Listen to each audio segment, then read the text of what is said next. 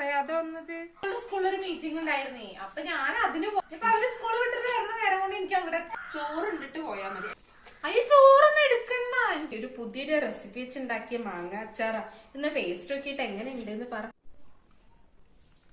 നല്ല ടേസ്റ്റ് ഉണ്ടല്ലോ മാങ്ങാച്ചാറ്. കുറച്ചുകൂടെ കഴിച്ചു, ഇഷ്ടമുള്ള അത്രയും കഴിച്ചു. ഫുള്ള് കഴിച്ചിട്ട് എണീറ്റാ മതി. കഴിക്കും. എന്തായാലും മാങ്ങാച്ചാറ് നല്ല ടേസ്റ്റ് ഉണ്ടല്ലോ. കുറച്ചുകൂടെ കഴിക്കണം, കുറച്ചുകൂടെ കഴിക്കും, കുറച്ചുകൂടെ കഴിക്കും, കുറച്ചുകൂടെ കഴിക്കും, കുറച്ചുകൂടെ